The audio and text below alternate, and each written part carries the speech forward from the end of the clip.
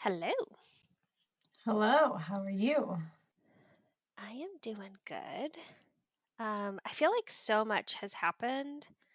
Like I was thinking about what I wanted to tell you, and I was like, I like had this whole list, and I was like, okay, I gotta narrow it down. We only have So so that much it's not time. like overwhelming. Yeah. Yeah, but the one thing I wanted to talk about is this might have been a mistake, but we bought Play-Doh for Eleanor, and she's probably had it for like maybe 4 or 5 months. Like, we maybe bought it hmm around her 1 year, maybe sometime after. I can't remember the specifics, but we bought the Play-Doh and she really loves it. But the problem is her impulse always takes over and she ends up putting it in her mouth. And it's so hmm funny because throughout the time she'll put it towards her mouth and she'll be like, "No."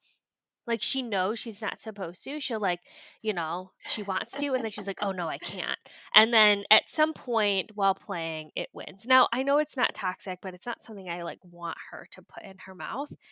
And Yeah. so Rob and I had talked about actually making slime that was edible, but it ended up being more like a Play-Doh consistency, and it was made out of marshmallow fluff, powdered sugar, and cornstarch. Now, it was like the messiest thing in the world to like actually get it going. Like Rob's hands were Oh like gosh. coated in marshmallow, but we finally got some like Play-Doh and she was like playing with it. She was like putting it in her mouth and I'm like, "Hey, this is fine." So, yeah, that was kind of fun that we found like a homemade Play-Doh recipe because she's obsessed. She's like, "Play-Doh, Play-Doh, Play-Doh," and it's just so annoying because you have to like watch her like a hawk. The whole time. Yeah. Mhm. Yeah, no, he has these eggs from Easter and they have Play-Doh in them, but I haven't like shown him that there's Play-Doh in them on purpose because I feel like Yeah. that's gonna be a disaster. It's fun and she's good. She likes to build balls and she likes to, build stuff and it's good for her creativity. It's just one of those things. It's like they're still so young. They want to put everything in her mouth. Like hmm chalk was a huge offender for a while. Like she wanted to put all the chalk in her mouth. And so I had to like watch her really, well with the chalk. And she's much better now. But every time we go out, she's obsessed with chalk. Every time we go outside, she wants chalk. And now she's Yeah. like wants to draw on everything but the ground. Like Oh my you should gosh. see her play cars. They're just full of little chalk graffiti from her going around. Um, Oh. but we also she has like a little minor sickness. I don't think because I know Axel was sick, but she might have a minor cold. I don't know. She's just been really stuffy. They've been like green buggies, and now she's been like draining a lot, but it really hasn't, she hasn't had a fever. She hasn't had anything else associated with it. So she's kind of like trucking through. But yeah, this might be her first sickness. It might be. Yeah. But otherwise, I did want to ask you a question because I know you've talked about in multiple episodes that you're trying to like limit your lovey, like the comfort item and the passy, which I totally understand the passy. I also understand the comfort item, but I just wanted to hear your perspective on like your reasoning for kind of trying to limit that because I think we're kind of approaching that differently. So I think it would be good to like hear your perspective on like why. I would say that mostly right now we are very, very attached to it and it has been a struggle. We Mm, literally climb okay, so we climbed up on the crib this morning, standing on the side onto the, mattress, trying to get our passy, and I love it. Yes, so, of course, I'm like, "I gotta make breakfast, here, just take it," you know? mm-hmm, But so the main reason that we're trying to like, I want it to only be during nap or bedtime. I'm a little bit more lenient on the giraffe, but I really don't want it to become an item that we're carrying around with us, like to the stores and stuff, just because I don't want it to get dirty. I don't want it to mm-hmm. be lost because the second you lose those things, it's the end of the Yeah. world. Um, and I do have extras, but still, it's like, it's just a thing that I don't want to lose or get dirty. and Mm-hmm. So I grew up with a blanket and a passy, and I had my passy until I was 11. Um, Wow. yes, and that was because I could have it. when I wanted it, like whatever. Nothing bad, nothing wrong about it. I mostly had it at night or in the morning. Um, but just knowing the impact that it has on the child's mouth while they're growing, and then the fact that I was so attached to it until I was 11, like my goal is to get to the point where we're not having a passy by like 2-ish Mhm. because of the growth concerns, but also like I'm struggling with that because he's teething so much right now, so I he know, wants he's it. such a late Where, teether, yeah, yeah, if he was teething earlier, it probably wouldn't be as big of a deal. But right. that's our goal. That's what we talked about. I'm completely okay if he has a giraffe for the rest of his life, but just the Mhm, pacifier and the way that it forms your mouth is for sure. why I'm a little bit more like, okay, let's limit this. Uh-huh, and that's totally valid. Well, and I've noticed that he's so attached to it now that I Mhm. want to start limiting it so he loses that attachment. Yeah. Where I put it up on the changing table and he totally forgot that it's there. So he has no idea, he Mhm. doesn't have it right now, but He doesn't ask for it if he doesn't see it? most of the time, no. Yeah. He will just go to his crib, and if he doesn't see it, then he'll just cry for it because that's where it normally is, it's in his crib. Yeah, yeah. Gotcha. Yeah. We haven't limited anything yet. Now, I don't think I'll ever limit the blankie. Like to me, except to your point, we don't take it into restaurants. We don't take it into public Mhm. spaces. Like that's definitely a boundary we have. We keep it. If we do take it, it stays in the car. Like we're not physically Yeah. removing it, from the car or the house. Like it's staying in those two spots. Because I'm nervous too because ours is a homemade item. My mom made it. So it's not Mhm. like we have replacements. So it's like one of those things that I am super nervous about. Even like traveling with it. I'm so scared to travel with it that, we'll forget it somewhere. But Even like, taking the giraffe to daycare. Like, we left mhm, the giraffe at daycare, so then I'm on a search to find 2 giraffes because we brought 2 giraffes, and I'm like, "I yeah. don't want some kid to take this home." Right, yeah. Yeah, for sure. So I even bought I think I talked about it when I was at your house, where I found more material for the one we had. I actually had to buy it on Etsy because I couldn't find it anywhere else, and so I'm gonna have my mom, like, make smaller versions of the blankie that we can kind of take around and have extras. mhm. But yeah, I was always really attached to my blankie. Like, I still sleep with a blankie, like, no shame there, I still sleep with one. Me too, I still sleep with my night-night baby. Uh-huh. But I don't, obviously, like, take it around with me anymore, that stopped a long time ago, but yeah, the blankie's one thing we'll probably never limit, we'll give her full access to, but yeah, the passy piece, Rob and I haven't really talked about timeline. I know our pediatrician said by 3, but I'm also wondering too if, like, having 2 babies with passies is gonna be a lot. Like, just trying to like, I don't want her to take his passy and him to take her, you know what I mean? So, Mhm. it probably doesn't matter once he gets a little bit older, but I don't want them, like, swapping germs so early, so it could be good, but I ideally by 3 was our goal, I think. But Yeah. we don't limit anything right now, and she is very attached to it, like, she'll ask for it at any point of the day, even if we're, Oh, like, yeah. having Does she fun. call it passy? She calls it her pass. She'll Pass, say okay. passy sometimes, but 'Cause mostly pass. we call it a bow. I've grown up calling it a bow. So now he says, "Bow, bow." And I'm like, "Why is it so deep and so long?" It's like his nose. No. Yeah. So, yeah, but whatever. Yeah. I mean, Well, as that's long as he's distracted, he's fine, but yeah. yeah. Yeah, even when she's distracted, she'll want it. Yeah. Yeah, honestly, like, Austin, I remember we came home from the hospital and the second or the first night or whatever, he was just screaming and screaming and screaming, and I was like, "We should try the pacifier." And Austin's like, "No, he's not getting attached to that." And I was like, "Oh, Mm. okay." And then, like, 10 minutes later, he's like, "Okay, fine, we'll try it Yeah. just tonight."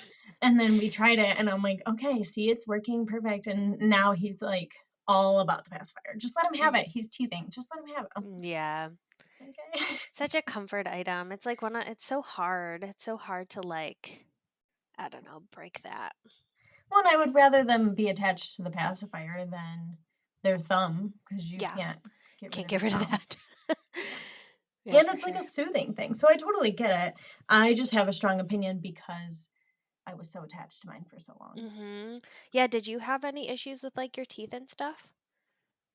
I did not, but the twins did really bad. Yeah, So I don't know if it has to do with the type of pacifier they used because they had a maybe. different one than me. I have no Mhm. idea.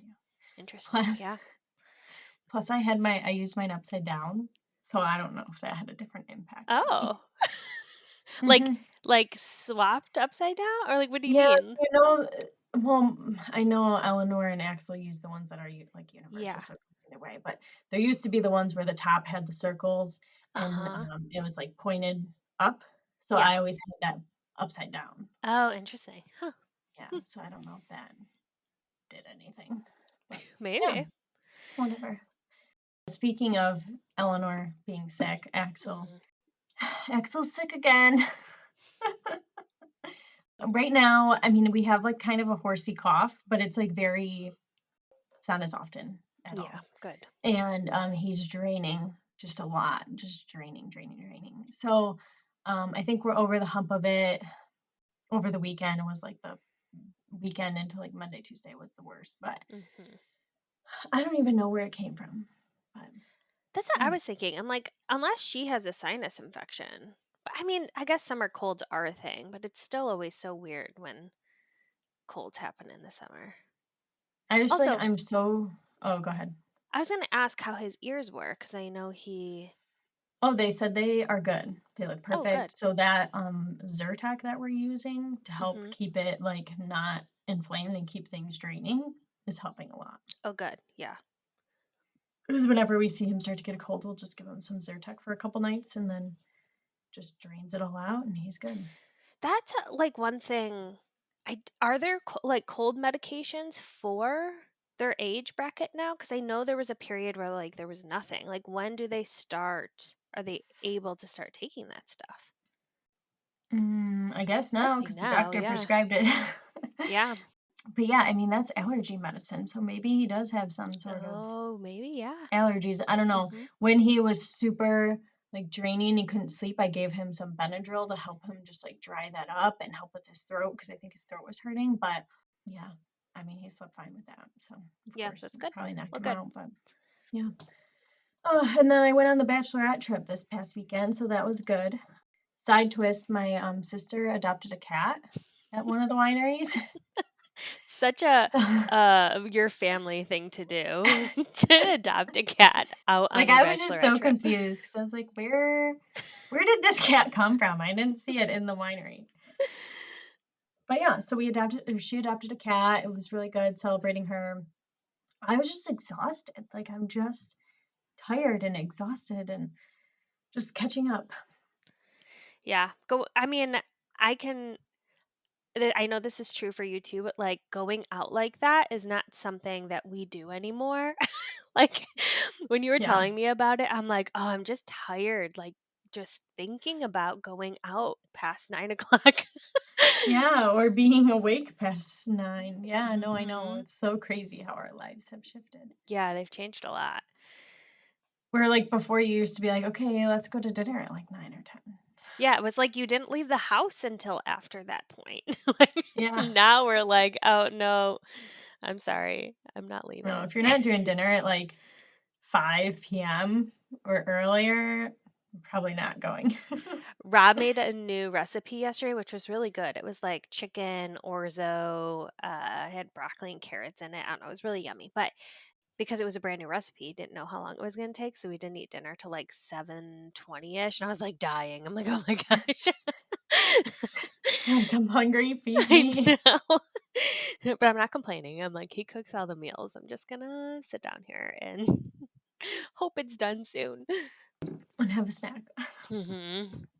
Okay, well, let's jump in. Welcome, everybody, to the Mom Era podcast. My name is Megan. And I'm Alyssa.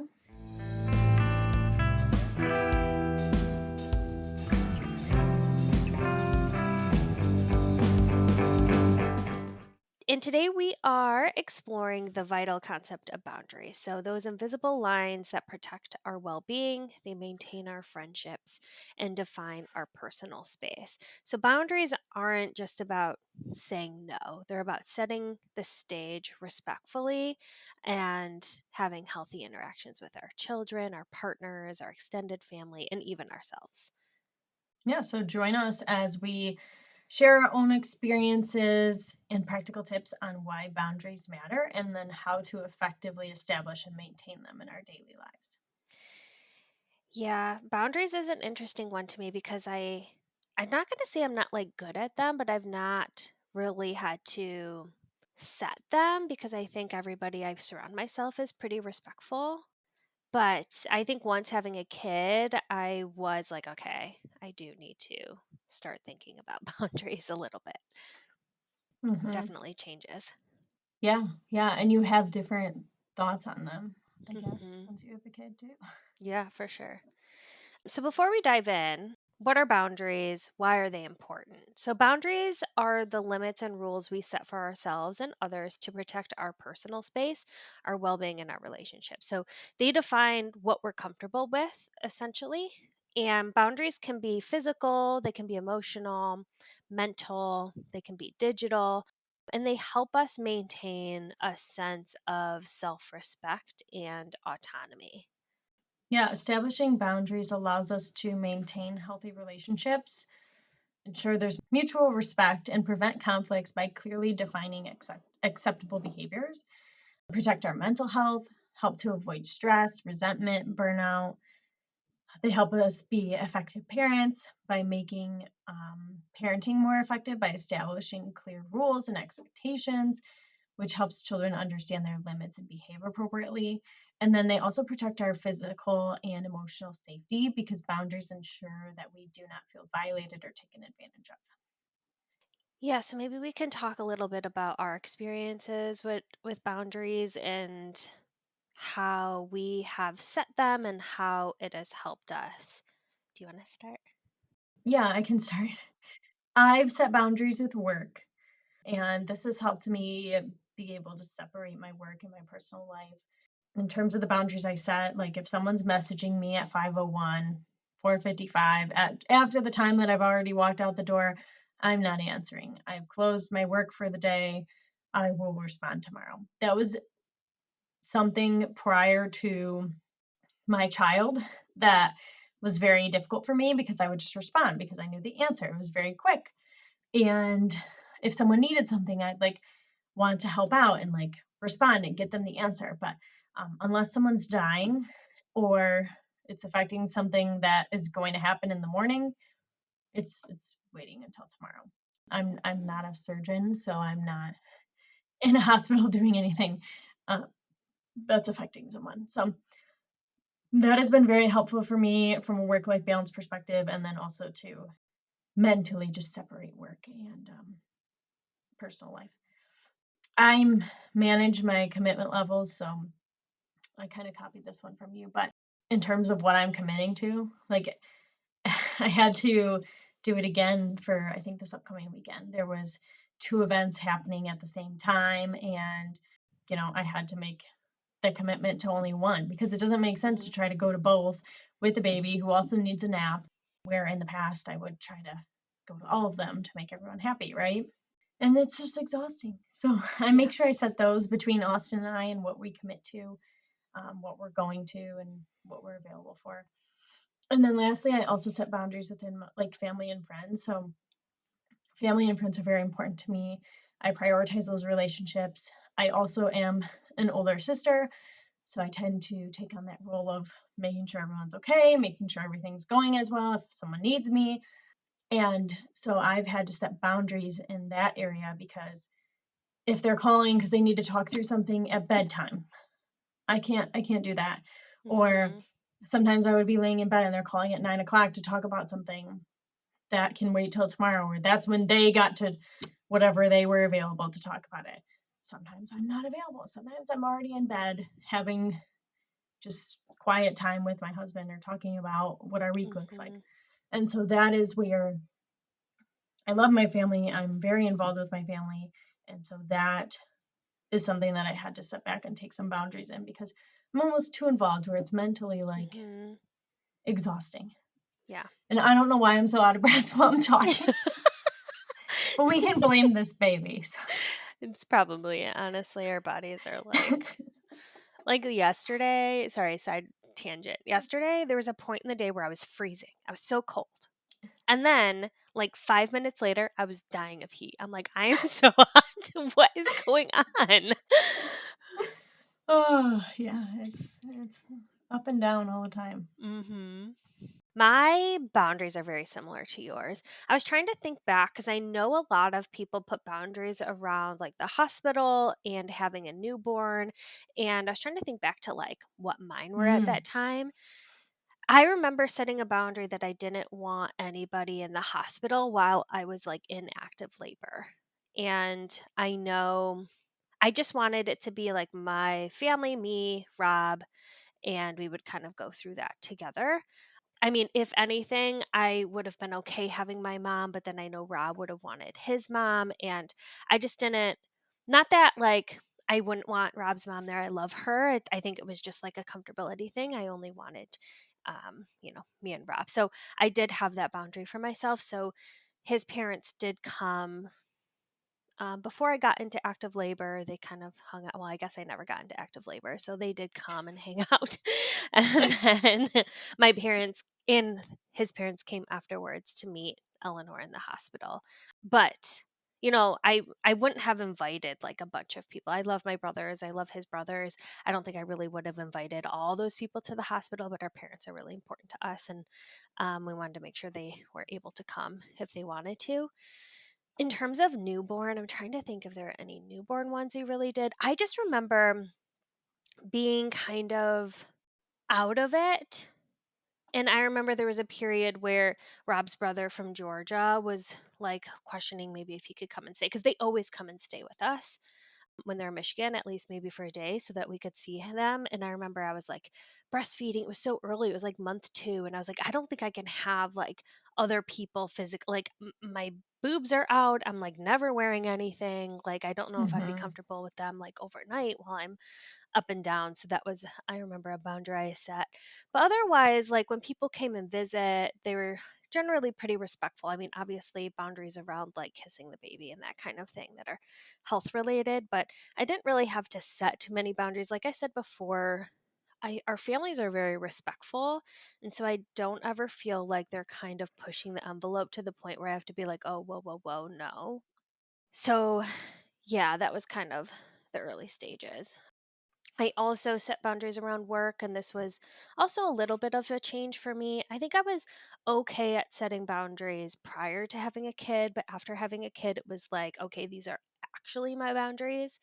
mhm, I think working from home makes it a little bit more flexible because typically what I do is I'll, work throughout the day. I'll put Eleanor down at night and then I'll come and check my computer once in the evening, so around 8:39, to see if there's anything super important I need to look at. Now, I'm the same as you. Like the work I do, yes, it's important work, yada yada, but it's not going to make or break me answering it at 9 p.m. versus at 9 a.m. I don't check or answer my phone during basically from 5 to 9 or 5 to 8:30 whenever I put her to bed. So that's like a huge boundary for me. One that I've kind of struggled with that I want to get better with, and I think it's just like the role I'm in where I'm the only person and the only like subject matter expert, that when I go out on vacation sometimes like my time gets interrupted by work, but I try to like put that boundary out.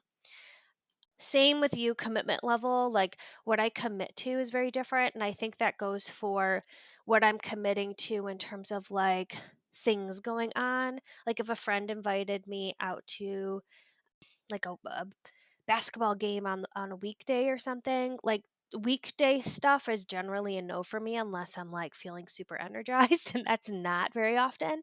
And mhm. so like what I'm committing to is very different, and if our weekends are really full, I won't commit to everything depending on how we're feeling. But also like outside activities is different in terms of what we commit to. Rob and I were very involved in our communities and in local political groups, and that's kind of fallen to the wayside since having a kid just because we don't have any capacity for it. I'd really love to get back into like, I used to bowl once a week. Like that would be nice, but in terms of my commitment level right now, that's just not something I'm like able to commit to at this point. And so that stuff has just changed. I'm really conscious about what I'm committing to and just not overloading myself and burning out.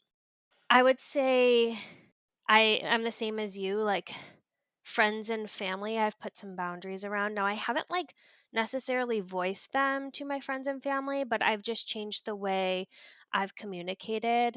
Like, if a friend is calling me during a period where I'm, like, having my one-on-one time with Eleanor, I won't answer. Whereas before I had kids, I'd probably pick up the phone regardless of what I was doing, and that was for, like, friends and family.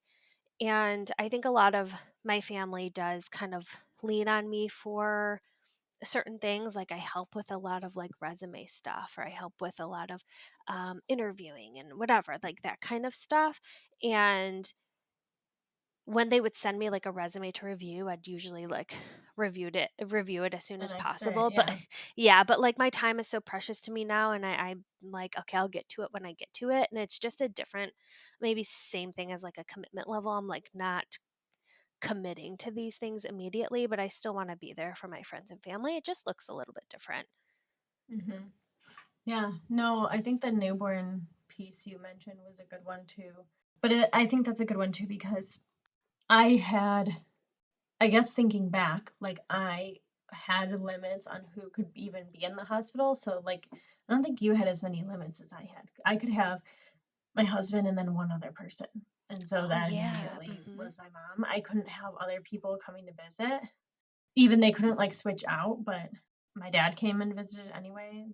When we were in the hospital, like, I was so glad I had my mom there to help, like, with Austin, like, helping hold everything up and, like, go through everything, and then afterwards, she, like, left and we had our alone time, and Mhm. then she came back just to, like, let us shower and watch the baby, and I think it was nice because the next 2 days we were still in the hospital because I had high white blood count, Mhm. cells, high white blood cell count.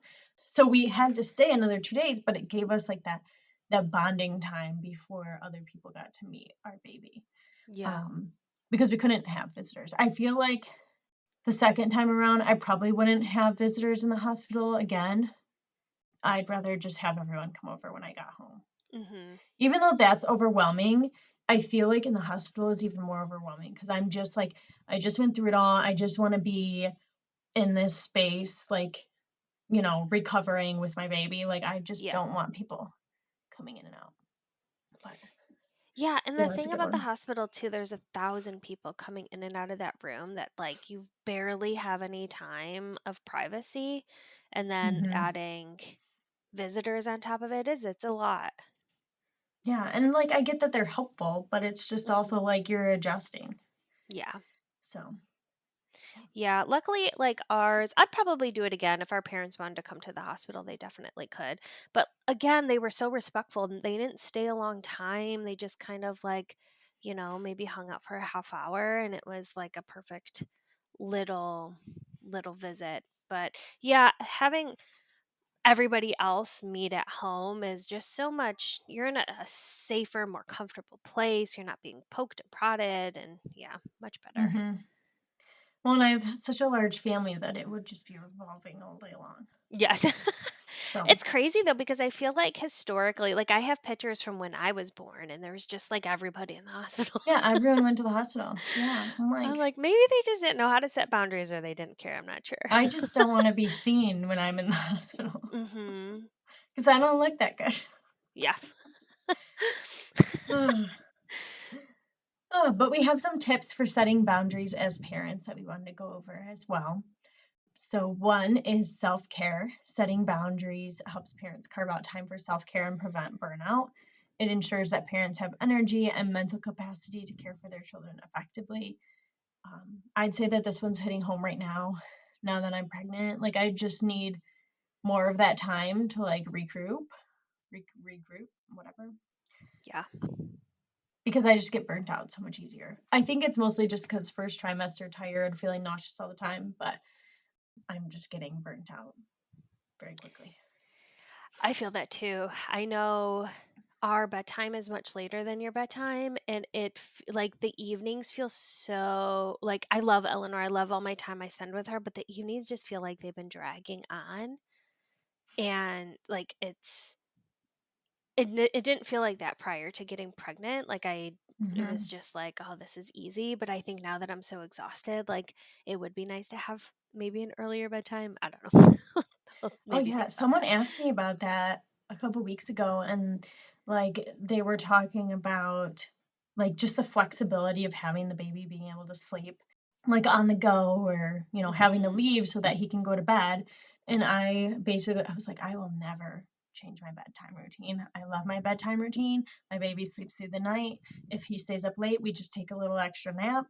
He's fine." Like, mhm, I mhm. love the bedtime routine. It's like the perfect amount to eat dinner, bath, spend time together, and then Yeah, relax with Austin. So, and sometimes yeah. it goes till 7:30. Sometimes it's not right at 7, but it's still like I will never change that. I think I I'd love be him. fine, like, because we do 8:30 right now, I think I would be fine with, like, 8. Like, I'm I in don't bed at know. 8:30. I don't know how you do I know you 8:30. I know you are. But you Uh, also don't get up as early as I do. exactly, yeah, I mean, today I got up at 8:40.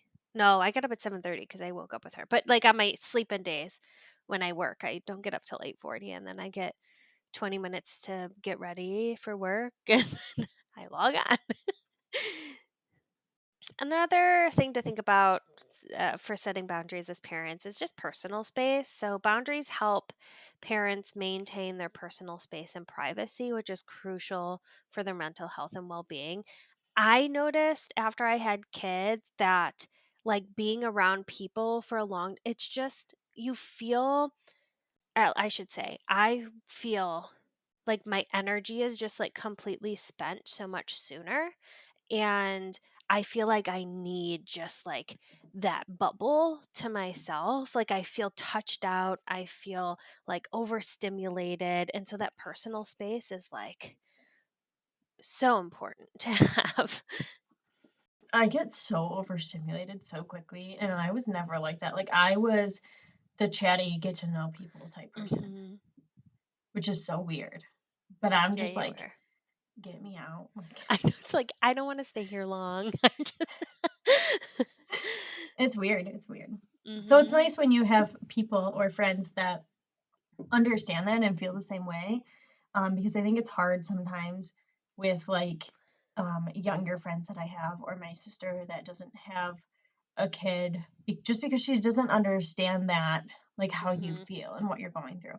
And not saying like she won't ever, because she will at one point, but it's so much different when people just understand. Yeah.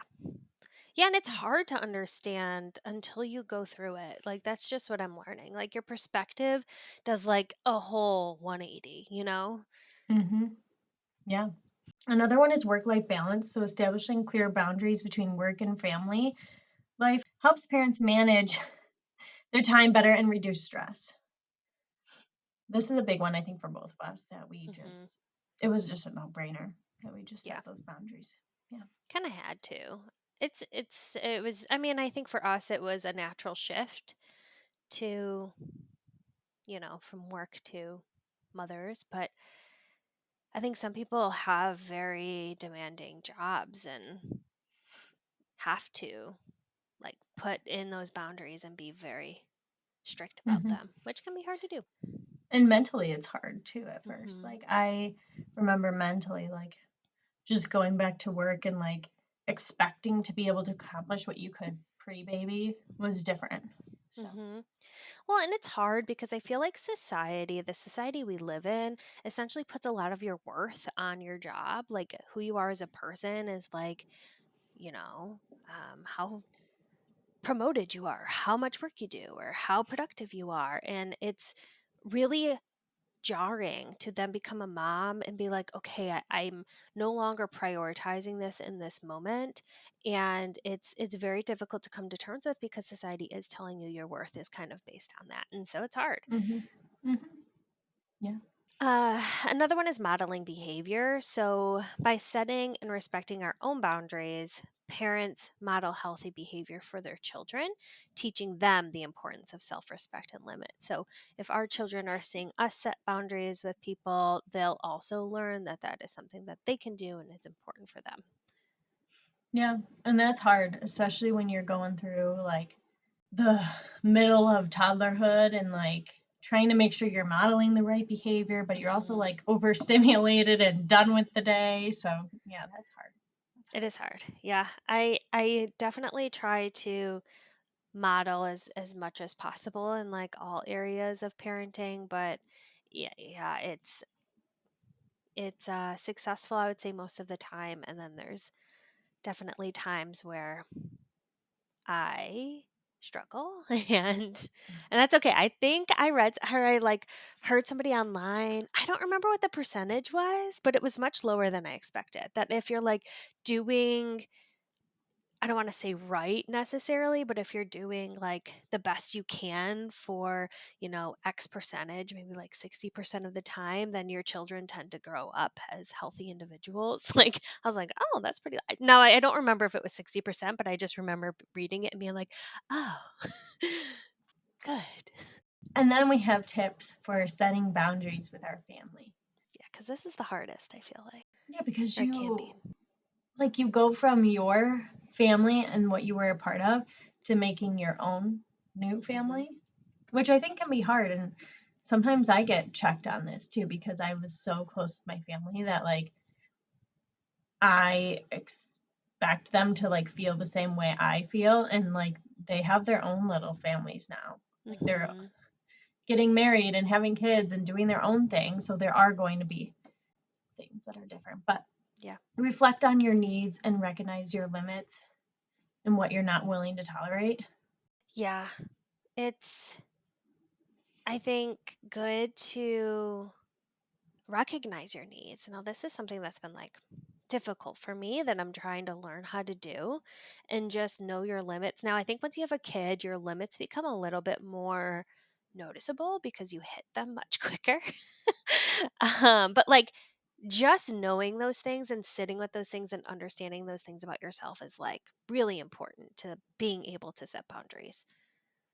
Mhm.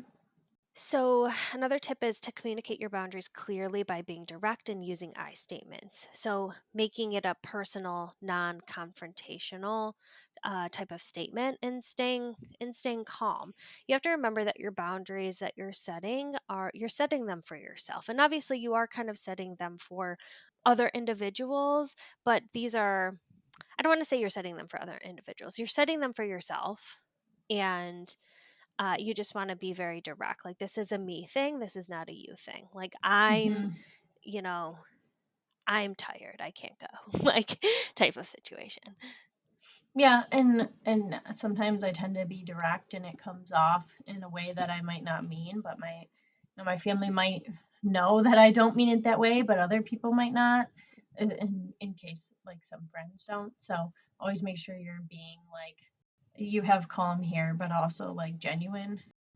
No, I get Another it. boundary is ensuring your boundaries are real, or another tip is ensuring your boundaries are realistic and attainable. And while it's important to be firm, some flexibility may be needed to accommodate special circumstances or changes.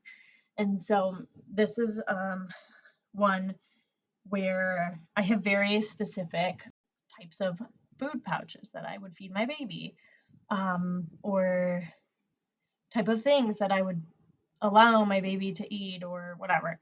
And so that was very hard for me because then he would go to other people's houses and like have, maybe not the exact brand that I like. Hmm. But at the end of the day, that is something where flexibility was done because I needed him to be watched. Hmm. I mean, at the end of the day, does it really matter which pouch he's eating versus the relationship that he's building and the time that he's spending? So, Yeah, I always think about this one as like our circumstance a lot. So, me and Rob, for example, can be very different on the amount of commitment we do, especially to our families. For example, Rob, when we go to some type of event, Rob likes to go for maybe a couple of hours and then head home and relax. Whereas a lot of times I like to spend just, if it's a day party, I'll spend the day at the party as long as like Eleanor is cooperating and as long as I'm still feeling good. And so like a lot of Rob's boundaries are like, I'm burnt out, I want to go home. And so not that I'm saying it's not realistic or attainable, but, I think in terms of me and in terms of Rob, we have a lot of flexibility when it comes to that. Now, sometimes Rob will stay much longer than he wants, or sometimes I leave earlier than I want, or sometimes Rob will just decide to stay home so I can stay for as long as I want without having to discuss like what our boundary is at that point. And I think it's really important too that like he's not controlling me and I'm not controlling him, and we're a team and we're like approaching these circumstances together just to make sure that we're both feeling good. I would never say to him like, "Oh, we're too tired. We all can't go to that." Like I would say, "Okay, I'm tired. This is a busy time. Like I'm going to stay home." And Rob's okay with that and I would be okay with that on the flip side. So that's generally what comes to my mind when I think of flexibility too. Like I think what you said is super important also. Like we have our boundaries inside our home on like what our children are going to eat. And yes, we are flexible about that if they leave the home and go somewhere else. But yeah, that the flexibility and like making sure they're realistic and attainable is like really important. You don't want to put people in a position where you're like, this makes no sense. Like you could be Mhm, mhm. flexible. You could, adjust Yeah. this or adjust that for everybody to be happy. The next one is be consistent. Now, this one I feel like is super important, so brief, super important. Be consistent on your boundaries. So if your boundary is, you know, nobody can come over after my baby is born until 2 months. Now that's a silly one. I'm just saying it out loud just to have an example. But then you're allowing all these different people to come over, but like saying no to others, that can create a huge issue. Because if you say this is a boundary and it's not really about, that becomes like I think there can be a lot of animosity in those situations. Yeah. Yeah. No, I agree. I don't have anything else to add to that one. I think you hit it home. Handle pushback with grace. So be prepared for some resistance or pushback, especially if family members are not used to you setting boundaries. Maintain your position calmly and assertively without being defensive or aggressive, and gently remind family members why these boundaries are important to you and how they contribute to a healthier relationship. And actually, one of these things came up this morning. Actually, I was talking to my sister and we were going back and forth on something. Um, and we had a different opinion on it, and in terms of the situation where she was setting boundaries for her family, and I didn't realize it until after, like, we had talked about it, and I'm like, "Oh my god," like, she's, like, setting a boundary that's Mhm, important to her, and, I was also giving her, I wouldn't say pushback, but I was giving her the reality, like, "If you choose to do this, then don't, be upset or react when this same situation may come up or happen to you in the future," because I want her to understand, like, things happen and, like, decisions that we make, can also affect other decisions in the mhm, future, like things that do happen. And so then I realized that she was setting a boundary, and I want her to be able to set that boundary and not receive that pushback from me. But or if I do give pushback, then I want her to know that I'm not like judging her or having a strong opinion about it. I want her to follow what's best for her, but I still think that, in whatever this situation is, there should be balance or whatever. mhm, And so then I went back and explained that to her, because if that was me making that boundary, I would want her to respect that. And I know that she would too. So then I had to catch myself on that one. mhm. So, yeah. Yeah. I honestly don't know how much I've really been put in this situation like myself where I feel like somebody was like pushing on a boundary that I was setting cuz again like most people in my life are pretty respectful and also flexible like even if people set boundaries they're generally being flexible so we're all kind of like okay at the end and Hmm. making whatever. So I don't like I think this is great advice just to, don't back down necessarily. if this is something that you're really holding firm on. Yeah, like I said, I don't have much much to say about it because Yeah, I just no. really haven't been put in this situation. Yeah, and I think the only reason we are in that situation in terms of our family is just because we're so freaking close. Like, Mhm. we're so involved in everything with each other that it's like, you know, if there's something else going on, then it can be like, "Oh, hey," like, someone asks about it or someone has something to say, but it's really not our place because it's like they're in their own little families now, so, yeah. Yeah. Yeah, and it's hard. It's like honestly hard that breakaway from I've noticed that too, like growing up, being an adult, having children. My brother has kids, my younger brother and his girlfriend have gotten a house and moved in together. Now all live like all over the place. And generally like my parents' house is like the where we come together. But it has been more difficult because I feel like there's been less of that family unit because we've been having more of our individual family units, and it is Mhm. hard to balance all of that. And I feel like holidays has been like the core time to be able to spend that time with like, our core families at large, like my mom and dad and my brother. And so it does get harder, and we're all busy. We're all Mhm. super busy. We're all trying to like have traditions and things we do with our individual families on top of like maintaining those really important ones that we do with our extended families. And it's holidays I think are just getting harder and harder. Like I think about this transition. I don't know if you've thought about this, but the transition hasn't really happened where, like, for example, we would spend, Christmas Eve at my Aunt Leslie's every year, and it hasn't shifted from, like, our parents' generation to our generation where, like, maybe we would start having Christmas Eve at our house every year. Like, I feel like it hasn't shifted to our generation yet, and so we're still, like, fitting in. Of course, I wanna see my aunts and uncles and cousins, and I don't wanna lose that, but just becomes so much more complicated because 'cause we're trying to fit in our extended families on top of like having that core time with our moms and dads and those families and our brothers and sisters, but then having that like individual time for ourselves. And it's been hard to kind of navigate that and fit all that in with everything going on. So it's just been an interesting shift. It's been kind of difficult, to be honest. Yeah. I feel like ours is starting to shift that way. Like the past couple Christmases, we've had it at a different person's house instead of just like always my mom's. Mm-hmm. It's definitely shifted from like my nana to my mom's because my nana lives at my mom's. Yeah.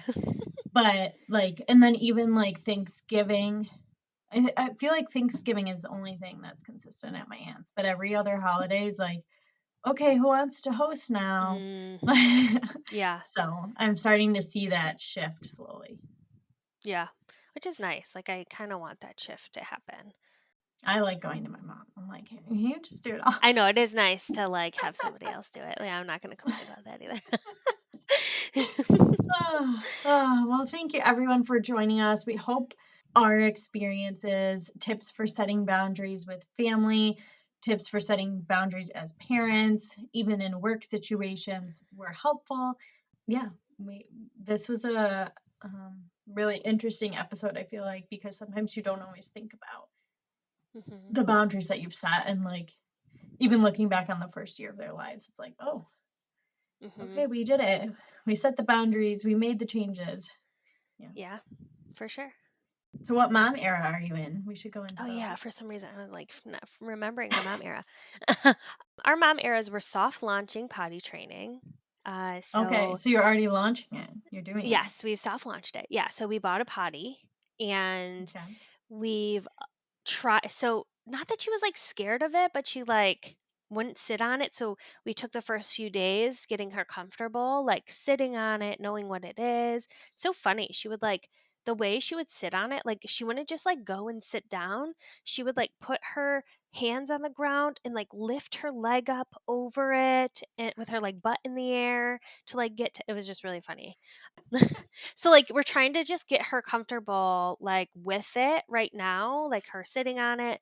I bought this a long time ago and it was on sale, but we have the Tony box, so I bought the potty training Tony, so it's a little, like, Tony that talks about potty training and there's songs on it, so we did that. I do wanna get some books, and I wanna run to dollar store to get, like, stickers and maybe some positive reinforcement type of like prizes for Mhm. using the potty, saying potty, that kind of thing. So I want to get those. So again, we've like soft launched. We bought the potty. We're like trying to get her comfortable on it.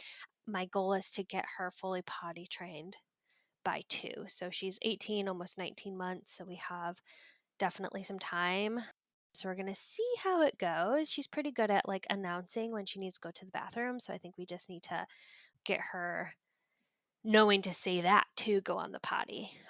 But yeah, Mhm. that's where we're at. What about you? What's your mom era? We're talking about potty training as well. We are not in the soft launch stage. I'm still going back and forth on if I want to get a small toilet or if I want to get like a step stool and a thing that he sits on the toilet Mhm. because I want it to be like if we go somewhere and I just have like the thing to put on the toilet, then he would go. Yeah. Which I'm assuming they would too if they used the little one, but I just wanted him to get used to that immediately. So I'm going back and forth on that, on which one's going to be the Probably best. get both. I thought about that too. I just went with the little potty for now because I think it can like I was like asking around and people tend to say that one's just like easier for them to use during like the training period. Yeah, yeah, I don't think he Yeah. would understand like the steps and getting up. I don't know. Uh-huh. I don't know. Yeah. So I'm still going back and forth on that. My sister-in-law is giving me like her potty training book, whatever program they used for my nephew, this weekend. So I'm excited to see what that is about. But they really like trained him in like 3 days, a week. Like it went super Yeah. fast. Um, but and then I wanted to get the underwear that like Mhm. they like catch the liquid though, so they can feel it. Mhm. I don't know which ones they are. But we're still in the like I'm trying to focus on communicating the fact that we went to the bathroom right now. So we've been teaching the sign languages because he picks up on that really well. Today when he went poop, he walked over to me and then like led me to his bedroom. So like I think he knows and he's like communicating it, but he doesn't know how to say it or like sign it yet. Yeah. So I think we're gonna start there first and then Yeah. I'm just really afraid, and I don't know if you feel this way, of like starting it and it failing and me having to go back to diapers. Um, I'm not necessarily afraid of that because I think that's a part of the process is that like I wouldn't necessarily call it a relapse if they've never learned it, but I think it's just all part. We're gonna try it. If she's not ready, she's not ready, and we'll try it again in a few months or something. Sometimes I hear kids are ready at 18 months. Sometimes I hear they're not ready till 3. And so I'm gonna just like give our Eleanor grace. I'm gonna give myself grace in like this process. And if it doesn't work now, it doesn't work now, and we'll try again. Yeah. Yeah, that's a good thought because to me, it's like hard. I'm like, okay, I'm gonna spend all this time and energy and then it not work and then we have to start all over. So mentally, I think I have to be ready for that Hmm. whenever we do pull the trigger. Yeah. But yeah, I mean, otherwise, it's not like he's going to the bathroom in the like anywhere else outside of his diaper. It's not like Hmm. he's like pulling on his diaper yet. And he knows when he goes number two or poop because he won't go to sleep or like he won't do anything until you change his diaper. So like Oh, I feel like really? he knows, but I don't feel like he can like fully comprehend everything yet. So Hmm. and then another update, yeah, we had our IVF ultrasound. So everything is good. Baby has a heartbeat.